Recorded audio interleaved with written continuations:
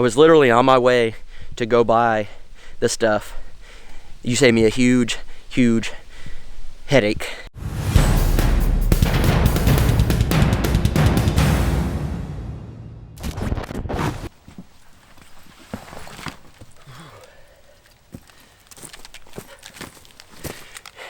Guys, it's a cold one. It's 22 degrees outside. Luckily I got my coffee and my Cliff Bar. No, I'm not sponsored. I'm still waiting on that sponsorship, Cliff Bar.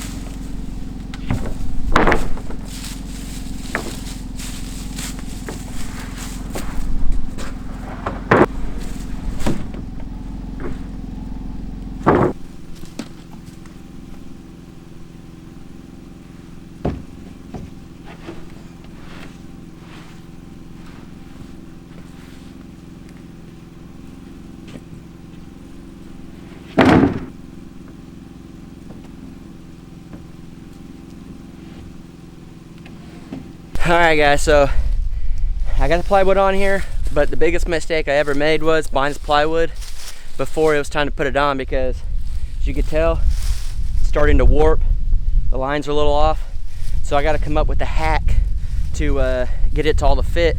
So what I'm going to do is I'm going to get some ratchet straps and hook it around.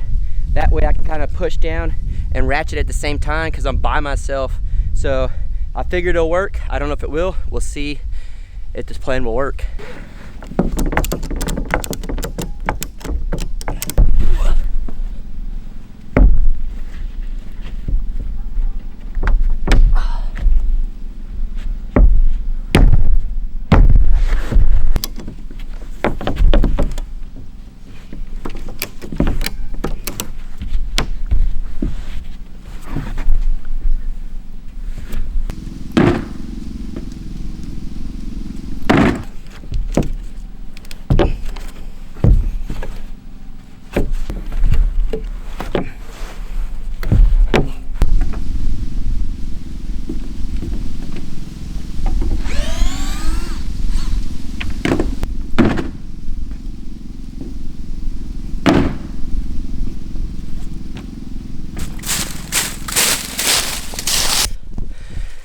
I messed up, guys.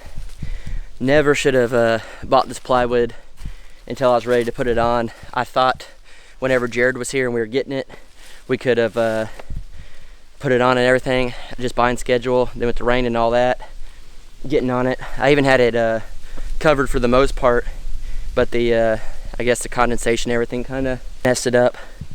So that's a huge bummer. So I think I'm gonna have to buy some new plywood, unfortunately. Hopefully not all the sheets, just a couple of them that were warped real bad, because by myself there's just no way I'm gonna be able to get it in by myself and into the tongue and groove. So what I'm thinking is, if I get some more tongue and groove plywood, I'll put it down first, and then I could put this on top and kind of screw into that.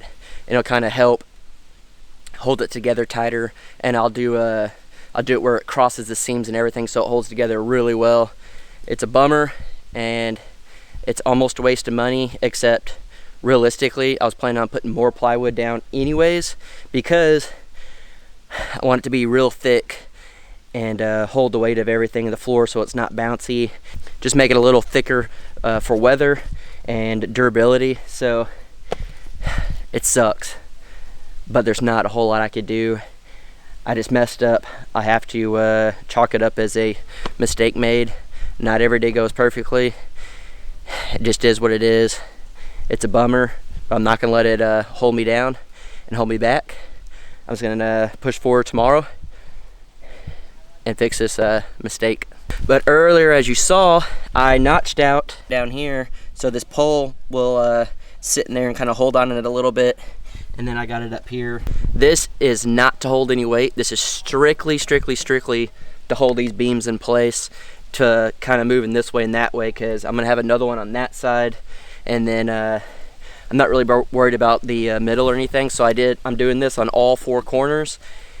It is only to hold this into place, not any weight. It does kind of hold a little bit of weight this way, but really and truly that's not what I'm doing it for. And what I'm gonna do is I'm gonna go back, and I think I'm gonna add some concrete pillars. I'll probably leave that railroad tie there, and then I'll put a concrete pillar right here and a concrete pillar over there, and do that all the way around. I didn't have the budget. I didn't have the know-how before. Some people said I need it, some people said I don't. This is the foundation to my house, so I'm just gonna do it. I don't know if I'll just do cinder blocks or the tubes and concrete. My only reasoning behind not doing the tubes and concrete is I need a lot of water to mix that concrete, and that's my biggest downfall here. So I'd have to go up to the river, pump a lot of water out, bring it back just to do it. If I can, I will. So don't think I'm gonna try to skimp on it just because of water. So I'm gonna try to figure it out. If I can, I'll do the tubes. I'll dig down there, do a big foundation on the bottom, I guess, of concrete, and then put the tube in there, and then it'll come up. So it'll be a big base on the bottom, and then a tube coming up with rebar and all that in it, and then I'll have some brackets that it can hook into the side. But it is starting to get a lot more stable and sturdy. Just one of those things that when you're new to building, you're gonna mess up. There's just no way around it. I did want to give Wild Wonderful Off-Grid a huge shout out. They're a pretty big channel. I'm sure most of you guys know who they are. I'd say they're one of the top off-grid channels on YouTube, building a big old house. They know what they're doing. Well, they commented on my video, the beaver video, and I talked about putting the insulation underneath the plywood first, the little bubble foil stuff, and they said no, don't do that. You're gonna have a lot of problems. If water gets in before you can seal it up, you're just gonna have a nightmare. You have to tear it apart. Don't do it. So I was literally on my way to go buy the stuff.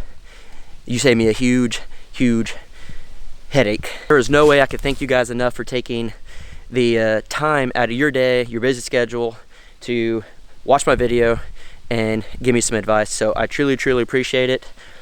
I don't even know if you're gonna watch this, but just know I appreciate you guys more than you'll probably ever know. As a smaller YouTube channel the size I am and the size you are, the fact that you took the time to help somebody is just awesome, and it shows y'all's true personalities. So thank you guys. You guys are awesome. You saved me a huge headache, more than I already have to deal with this warped plywood. So that would have been a total nightmare down the road and have to take all this apart. So thank you guys so much.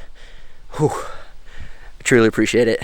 And also, I know a lot of you guys have asked about what I'm going to do underneath it as far as plastic.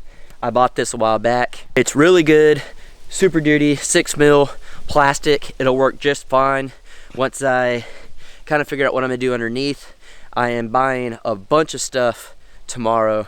It's payday, so it's time to get this build done. I'm going to buy some more plywood. I'm going to buy some cinder blocks or the concrete to do the pillars. And I'm going to start figuring out exactly what windows I'm going to do, what doors, and start framing the tiny house up. So no worries on the plastic. I already bought it. I'm going to get it down. But I figured I was going to figure out what I was going to do underneath it first before putting it down, in case I had to pick it up and move it and all that type of stuff. I'll just kind of go around whatever I put on the bottom. I know you're saying you should have just put it down first, but if I got to dig holes on the outside and all that, I don't have to be moving stuff. So just know I do have plastic. So a lot of you have asked how the water tote and everything worked out with my makeshift rain catchment. Of course, I took it off right here. I'm not really worried about it, but we'll look down in there and see if it froze. It was in the 20s last night, so definitely able to freeze if it was going to freeze. It barely had any ice in it, which is awesome. There's about 5 inches of water in there. It's not a whole lot, as you guys remember. You can kind of see it moving right there. And so if that didn't freeze in 20-degree weather, I'm going to feel pretty confident when it fills up. Of course, I am eventually going to do a better setup than this. This is just a last-minute rain catchment thing, just so I can have some water, take a shower and whatnot. But it has been working really good. And then what I'm doing is getting water and putting in that new water filter I have. All right, so it's got the filter in here, and then it's got this tube that basically lets air flow from the bottom up here above the water line. And then you just pour the water in.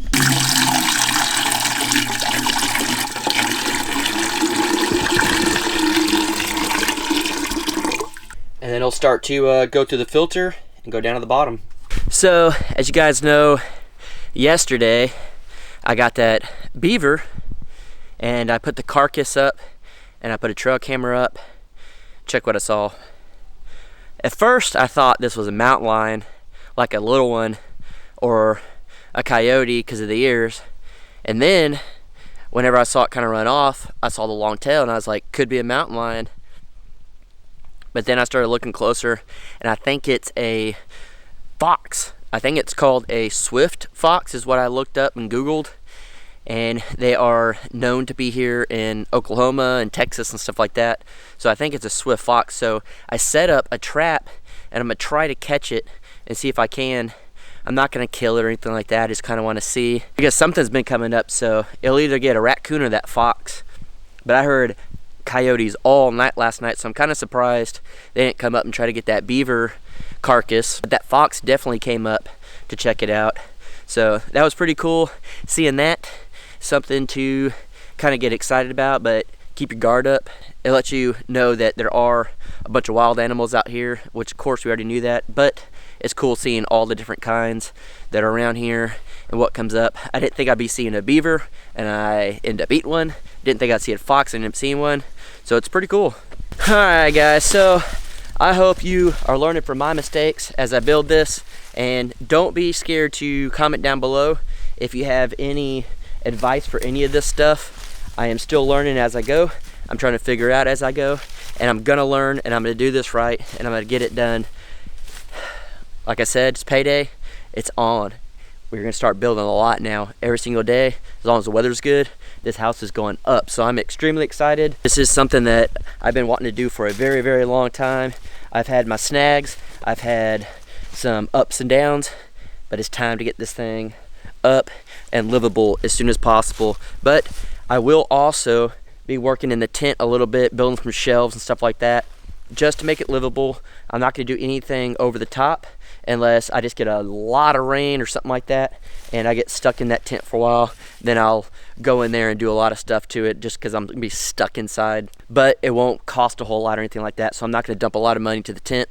I'm gonna put all the money I have into this build, get it up, get it going, and I'm gonna learn to only buy what I need, because I don't want this to happen again where it warps and messes me up. So you live and you learn, you move on, you keep going. Like I keep saying, baby steps, baby steps, baby steps. You'll get there no matter, even if some days it's a lot more progress than others, you'll get where you need to be. So if you're doing a house build yourself, or trying to start a homestead, or go off grid, or maybe start a new job, or whatever the case may be, you'll get there. I promise you will. We'll all get there eventually. It's not a race. Don't try to force anything. Don't try to rush anything. Just go with the flow. If it's a bad day, slow down, recoup, get back where you need to be, start the next day strong. So guys, we'll see you tomorrow. If you made it this far, thank you so much for watching this entire video. Please feel free to subscribe, hit the notification bell. Finally, I was able to start working on this tiny house. Even with the snags, it's getting done. So we'll see y'all tomorrow. Thanks guys, love y'all, appreciate y'all.